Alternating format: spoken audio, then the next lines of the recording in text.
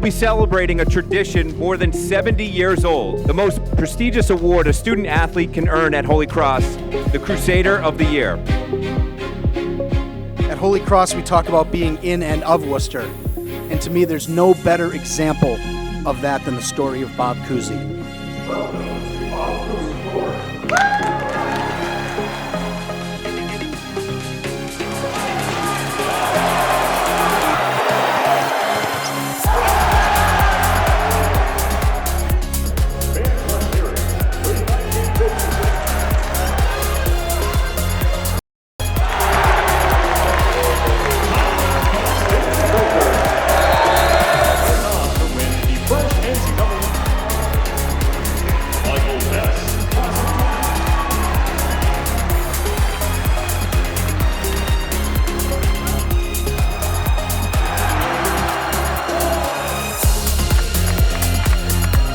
When I think about the tradition of Holy Cross basketball, it gives me goosebumps.